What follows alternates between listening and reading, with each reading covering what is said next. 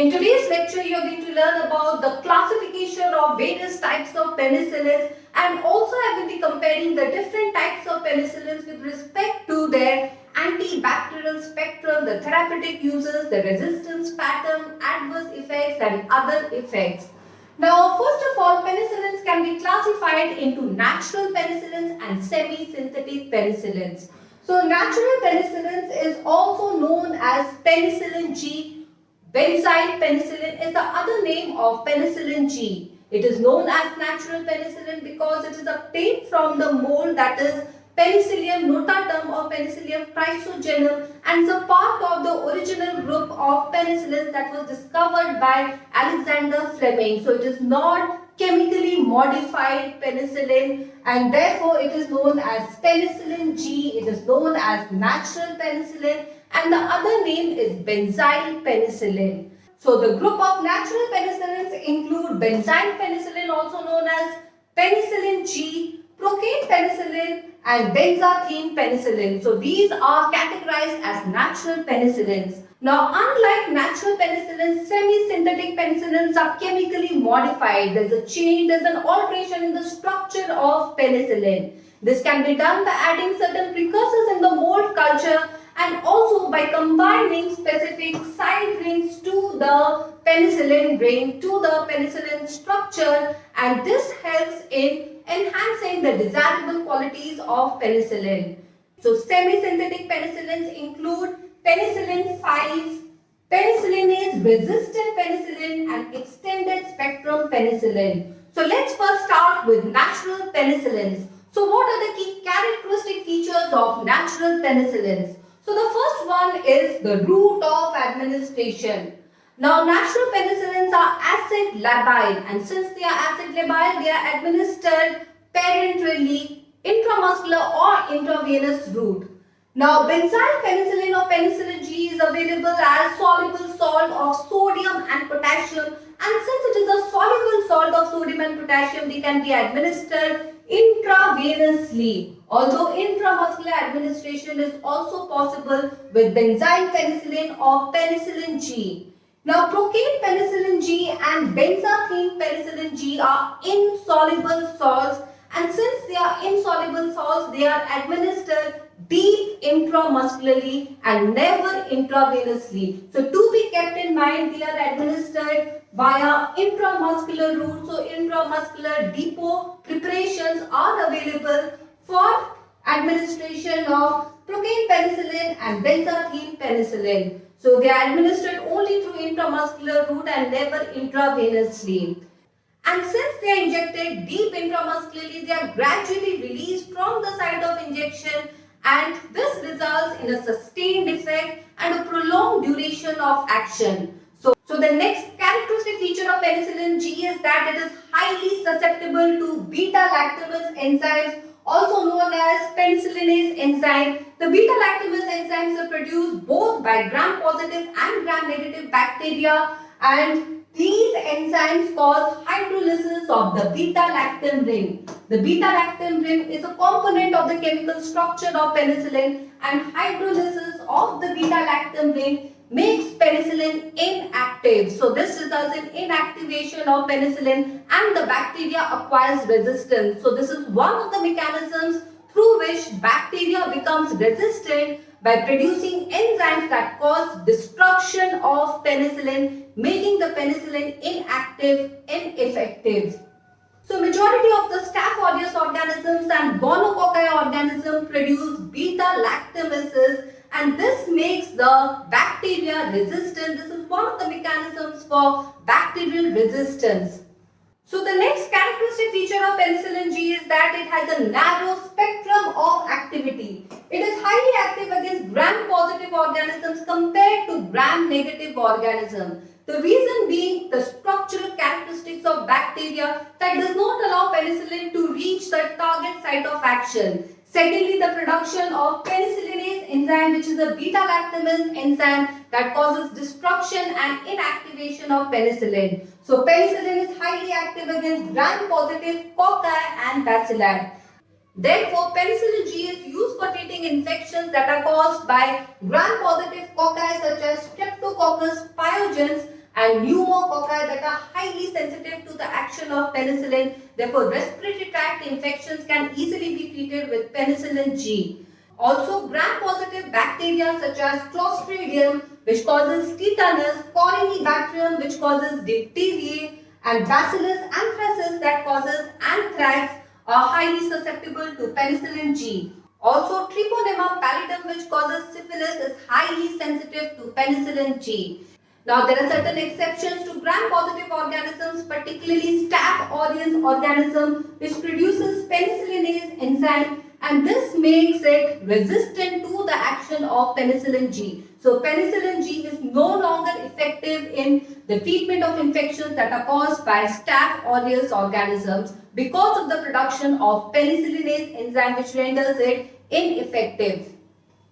So now coming to the pharmacokinetics of penicillin. Penicillin is major or primarily excreted through the kidney. Only 10% is excreted through glomerular filtration and rest is excreted through tubular secretion. So penicillin is rapidly excreted through the kidney and this results in a very short half-life, which is only 30 minutes. So the half-life of penicillin can be prolonged. So the duration of action of penicillin can be prolonged by combining with a drug known as probenecid, because both penicillin and probenecid are secreted by tubular secretion, and probenecid competes with penicillin and decreases the excretion, decreases the secretion of penicillin into the tubules, and this results in a longer and higher plasma half-life, resulting in a prolonged duration of action of penicillin. So to sum up the characteristic features of penicillin, first of all, penicillin is acid labile and therefore they are administered parenterally. Secondly, they have a narrow spectrum of activity. They are highly active against gram-positive organisms compared to gram-negative organisms. Therefore, they are used for treating infections that are caused by gram-positive organisms. Thirdly, they are highly susceptible to penicillinase enzymes, and these enzymes are mostly produced by Staph aureus organisms and Gonococci species. Therefore, they are less effective against Staph aureus and Gonococci. So this was all about natural penicillins. Let's now move on to semi-synthetic penicillins. Semi-synthetic penicillins are chemically modified. The structure of natural penicillin is modified to enhance the desirable properties of penicillin. In this category, we include penicillin 5. The second one is penicillinase resistant penicillin, which includes methicillin, cloxacillin, dicloxacillin. Also, there is a third one that is extended spectrum penicillin, which will be discussed in great detail. So let's now compare penicillin G with semi-synthetic penicillins. The first type of semi-synthetic penicillin is penicillin 5.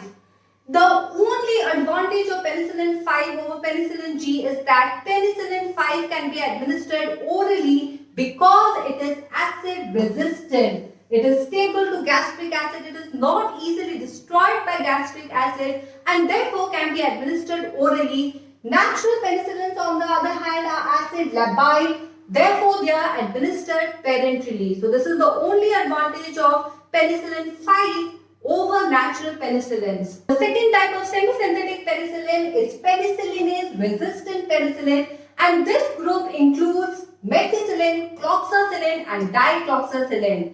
Now, as the name itself is suggested, these penicillins are resistant to the action of penicillinase enzyme, which is a beta-lactamase enzyme that is produced by bacteria. So, beta-lactamase enzyme is produced by bacteria. However, these types of penicillins have a structure that protects themselves against the beta-lactamase enzyme and therefore they are resistant to the action of penicillinase enzyme. As I have already explained that Staphylococcus aureus and Gonococci are penicillinase producing organisms and that is how they acquire resistance. So these penicillins are also known as anti-staphylococcal penicillins because they are highly active against Staphylococcus aureus, which has the characteristic property of producing penicillinase enzyme. So methicillin, cloxacillin and dicloxacillin are penicillinase resistant penicillin. They are also known as anti-staphylococcal penicillins. Now it is important to note that methicillin use has been declined over a period of time. The use is reduced, it is no longer used. This is because of several reasons. So first of all, it is nephrotoxic.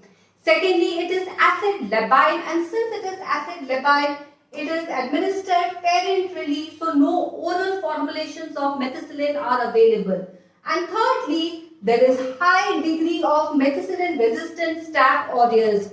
So methicillin resistant staph aureus is highly prevalent. So methicillin is no longer effective against Staphylococcus aureus organism. So methicillin resistant staph aureus is highly prevalent. Therefore, it is no longer used for the treatment of infections that are caused by staph aureus. So what is the underlying mechanism for methicillin resistance?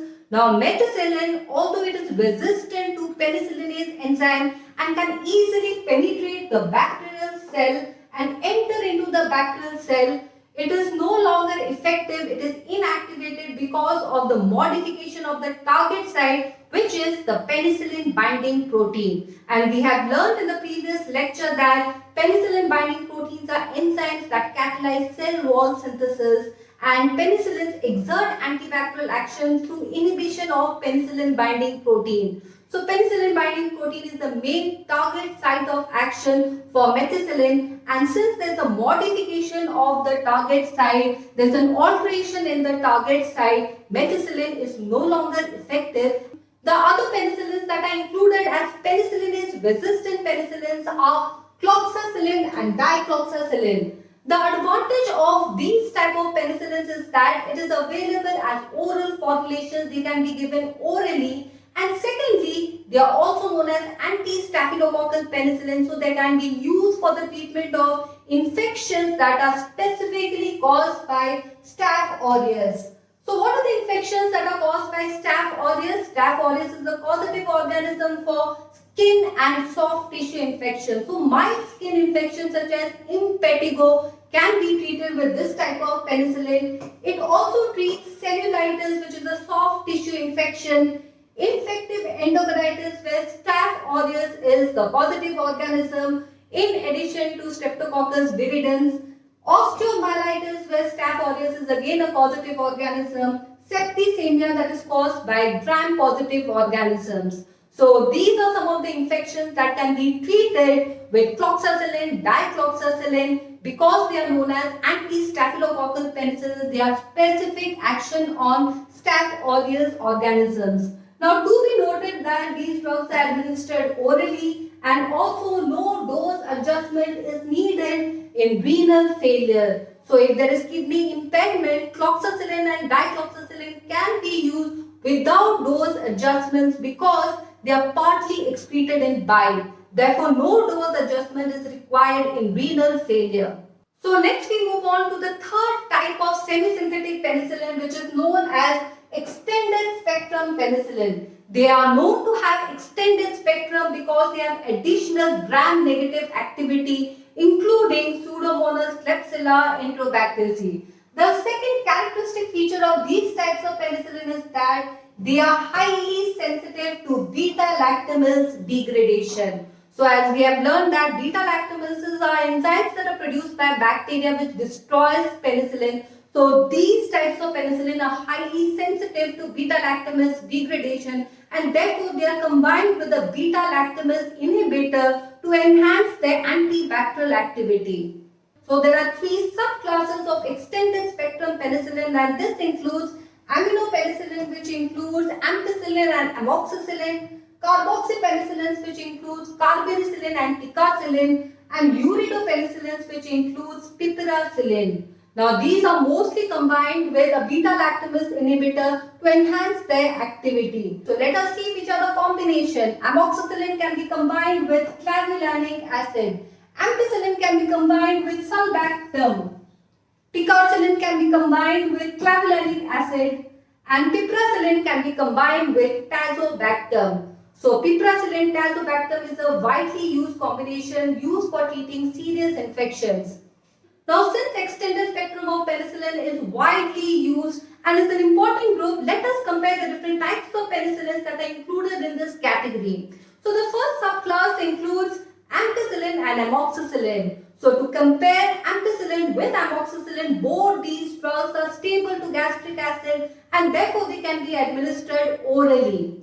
Secondly, food affects the absorption of ampicillin but not amoxicillin. So food affects the absorption of ampicillin and therefore ampicillin should be administered 1 hour prior to food or after food. However, amoxicillin is not affected by food. Food has no effect on the absorption of amoxicillin. Another key feature is that ampicillin is incompletely absorbed in the GI tract. And since it is incompletely absorbed, the unabsorbed drug causes irritation to the lower GI tract, causing stimulation of the intestine, and this increases the motility, causing diarrhea. In case of amoxicillin, the absorption is more complete, therefore diarrhea is less common with amoxicillin. Also, hypersensitivity reactions are more common with ampicillin compared to amoxicillin. Now, with respect to pharmacokinetic features, ampicillin attains high concentration in the bile and therefore ampicillin is the preferred drug for the treatment of cholecystitis. So, cholecystitis can be treated with ampicillin as it is the preferred drug. It attains high concentration in the bile.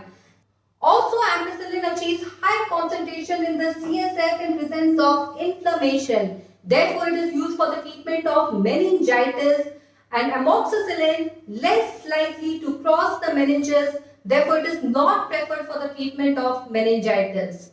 So, what are the indications of amoxicillin? Amoxicillin can be used for treating respiratory tract infections such as sinusitis, otitis media, bronchitis, pneumonia caused by gram-positive organisms and gram-negative organisms such as H. influenzae. Secondly, bacillary dysentery, which is caused by Salmonella, Shigella, E. coli. Thirdly, urinary tract infections where E. coli is a positive organism. Amoxicillin is also effective against Salmonella typhi, which is a positive organism of typhoid fever. Now here to be noted that these antibiotics are highly effective in treating infections that are caused by gram-positive and gram-negative organisms with the exception of Pseudomonas, Proteus, Klebsiella. Now the next two subclasses are carboxypenicillins and uridopenicillins. Now these penicillins are administered parenterally because they are acid labile, so they are not available as oral formulations. Secondly, when we compare ticagrelor with carbapenicillin, carbapenicillin is no longer used and ticagrelor is more active with fewer side effects. So it is more potent drug and can be used for treating infections that are caused by Pseudomonas. Therefore, it is an anti-Pseudomonal penicillin. It is effective against Pseudomonas in addition to other gram-negative organisms. So they are used for treating serious infections that are caused by Pseudomonas, for example, burns, urinary tract infections and septicemia. So the third subclass is uridopenicillins, which includes piperacillin. Now piperacillin is commonly combined with tazobactam, which enhances its efficacy. It is widely used for treating serious infections that are caused by Pseudomonas, Proteus, Klebsiella, Enterobacter and other resistant organisms. So it is highly active. It has additional activity against Pseudomonas, Proteus. It is an anti-Pseudomonal penicillin. Therefore, it is widely used for treating serious infections such as pelvic, urinary tract infections, respiratory tract infections, burns, septicemia that are caused by gram-negative organisms, and particularly when Pseudomonas is a causative organism in addition to having activity against Klebsiella, Proteus, Enterobacter. So this was all about extended spectrum penicillins. So today in this lecture we have discussed about the natural penicillins, the important characteristic features of natural penicillins, the semi-synthetic penicillins, the different types of penicillins that are included as semi-synthetic penicillins, the penicillin 5, penicillinase resistant penicillin and extended spectrum penicillins. The characteristic features of extended spectrum penicillins and how do we choose an antibiotic depending on the antibacterial spectrum and the type of infection. So with this we come to the end of this topic. If you find my video useful, please like, share and subscribe. Thank you for watching.